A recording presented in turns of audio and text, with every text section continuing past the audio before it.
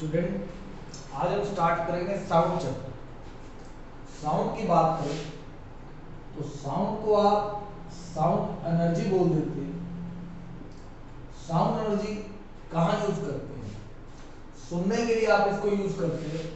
तो it is the form of energy, it is the form of energy which is used in hearing। मतलब आप सुनने के लिए साउंड एनर्जी का यूज कर सकते हैं। साउंड को एनर्जी के साथ साथ साउंड वेव भी बोला जाता है। तो कहता है साउंड वेव क्यों बोलते हैं? साउंड वेव पढ़ने से पहले हम पढ़ेंगे वेव क्या होता है। वेव होता है, जैसे मान लीजिए पानी का तालाब है, उसमें आप एक पत्थर फेंकिए तो उसमें आपको इस तरह से अप एंड डाउन नजर आएंगे, रिपल्स बन जाते हैं। रिपल्स का मतलब जो आपको सर्कल नजर आते हैं उनको रिपल्स बोलते हैं। तो रिपल्स फॉर्मेशन होती है, तो वो एक तरह की वेव बनाते हैं। समुद्र में लहरें चलती हैं, वो भी वेव बनती है, सी वेव आप बोल देते हो। तो वेव होती क्या है? कहता है वेव इट इज फॉर्म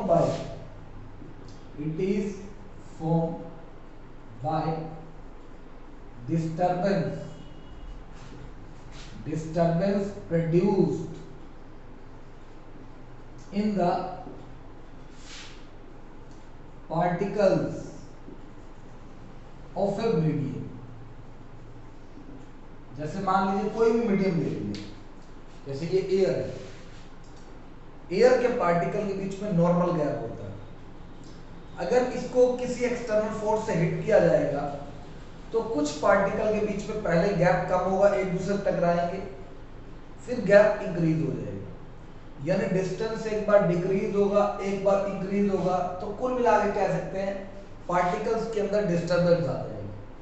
उस डिस्टर्बेंस को इस तरह से शो करते हैं, इसको ऐसे शो करते हैं।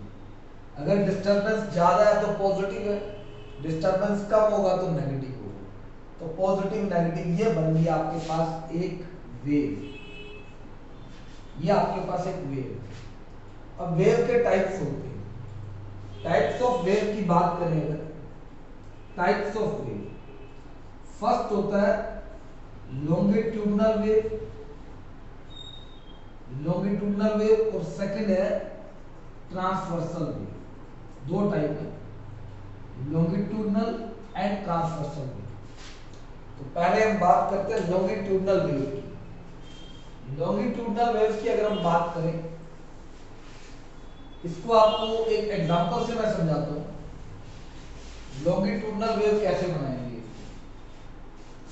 Longitudinal wave, first longitudinal wave कहता है जैसे मान लीजिए आपके पास एक स्प्रिंग है, ये स्प्रिंग है। इस स्प्रिंग को आपने किस तरह से जर्क दिया? ये स्प्रिंग है, इसको ऐसे आपने जर्क दे दिया तो इस तरह से वाइब्रेट करेगा। अगर ऐसे वाइब्रेट कर रहा है तो इसको बोलते हैं, इसके पार्टिकल्स के बीच में बैक एंड फोर्थ मोशन। कौन सा मोशन है? Back and fourth motion. तो आपने जब इसको इस तरह से किया तो स्प्रिंग के अंदर हम ये कह सकते हैं जो वाइब्रेशन हुई स्प्रिंग के अंदर वो इस तरह से वाइब्रेशन हो रही है, back and fourth motion. Back and fourth motion में ये वाइब्रेट कर रहा है, एक बार पीछे जा रहा है, एक बार आगे, एक बार पीछे, इस तरह से वाइब्रेट कर रहा है। एक और एग्जांपल देखते हैं। कहता है ये एयर के बीच में कुछ पार्टिकल्स हैं, ये पार्टिकल्स ऑफ एयर ले लेते हैं। ये हमारे पास एयर के बीच में लगभग गैप नॉर्मल है, पार्टिकल्स ऑफ एयर। अगर यहां से एक ट्यूनिंग फोर्क लेंगे, ये है ट्यूनिंग फोर्क, इसके ये प्रोंग्स हैं, प्रोंग्स ऑफ ट्यूनिंग फोर्क। आप इसको किसी चीज से हिट करिए तो ये वाइब्रेट करना स्टार्ट हो जाएगा, एक बार एक्सपेंड होगा, एक बार कंप्रेस। तो फोर्क आपके पास जो होता है सिंपल वो फोर्क है, तो उसको आपने हिट किया तो इस तरह से वाइब्रेट करेगा। जब वो वाइब्रेट करेगा तो क्या होगा, ये इस तरह से वाइब्रेट कर रहा है तो ये जाके एयर के पार्टिकल्स को हिट करेगा।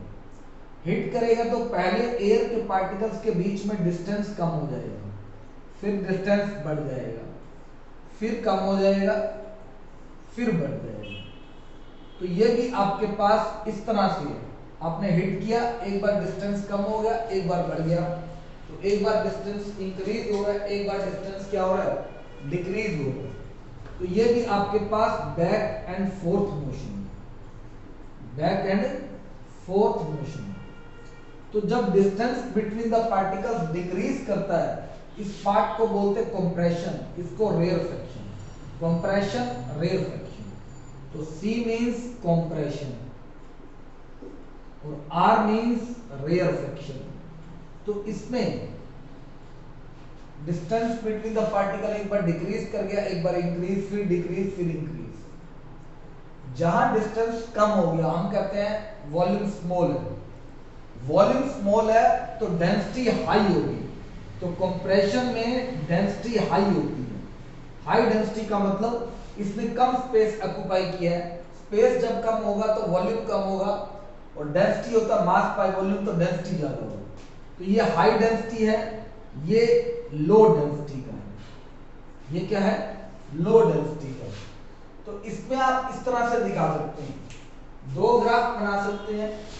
एक आपने पार्टिकल डिस्टरबेंस दिखानी है, पार्टिकल डिस्टरबेंस अगर आप दिखाओगे तो इस तरह से दिखाओगे। ये नॉर्मल पोजीशन थी, तो पार्टिकल इस तरह से वाइब्रेट कर रहे हैं, बैक एंड फोर्थ मोशन है, बैक एंड फोर्थ मोशन किसका, पार्टिकल डिस्टरबेंस का। और अगर आपने अब वेव बनानी है तो वेव इसमें बनाएंगे density distance graph, density distance graph. तो इसमें इस तरह से बनेगा, एक पार्ट ऊपर, फिर नीचे, फिर ऊपर, और फिर आपके पास इस तरह से नीचे बना। अपर पार्ट पॉजिटिव है, हाई डेंसिटी है, compression rarefaction, compression rarefaction. Compression C है, R रेयरफेक्शन है। तो एक बार कंप्रेशन बनेगा, एक बार बनेगा रेयरफेक्शन। कंप्रेशन का मतलब डेंसिटी हाई होगी और रेयरफेक्शन का मतलब डेंसिटी क्या होगी, लो। तो लॉन्गिट्यूडनल वेव होता है, it is the wave, it is the wave which is produced, it is the wave which is formed by back and forth motion, back and forth motion of the particles of a medium। ठीक है, उसके बाद it is produced in, it is produced in solid, liquid and gaseous medium, तीनों में कर सकते हैं। ये सॉलिड का एग्जांपल था, स्प्रिंग था, तो स्प्रिंग सॉलिड का एग्जांपल है। ये गैसेस का है। लिक्विड का भी आप कह सकते हैं, जैसे पानी है, तो पानी के अंदर भी ये वेव प्रोड्यूस होती है। जैसे पानी में आप कोई चीज भरो, कंटेनर लो, पानी के अंदर भरो तो आवाज आएगी, तो उसमें साउंड वेव प्रोड्यूस होती है। आपको मैं बता दूं, साउंड वेव एक लॉन्गिट्यूडनल वेव है। साउंड वेव कौन सी वेव है, लॉन्गिट्यूडनल वेव। तो आप ये कह सकते हैं पानी के अंदर जो आवाज आ रही है, साउंड जो आ रही है, वो लॉन्गिट्यूडनल वेव का एग्जांपल है। इसमें भी एयर के पार्टिकल्स में मैं बोल रहा हूं, मेरी आवाज लास्ट तक जा रही है, तो एनर्जी एक एंड से दूसरे एंड में ट्रांसफर होती है, वो भी इसी बैक एंड फोर्थ मोशन से होती है, जिसमें कंप्रेशन और रेयरफेक्शन बनते हैं। तो यहां भी साउंड वेव प्रोड्यूस हो रही है, लेकिन यहां एयर के अंदर हो रही है। तो एयर में प्रोड्यूस हो सकती है साउंड वेव सॉलिड में प्रोड्यूस हो सकती है, साउंड वेव लिक्विड में प्रोड्यूस हो सकती है। तो ये आपके पास है लॉन्गिट्यूडनल वेव। नेक्स्ट में आप पढ़ोगे ट्रांसवर्सल वेव, तो वो नेक्स्ट लेक्चर में करेंगे।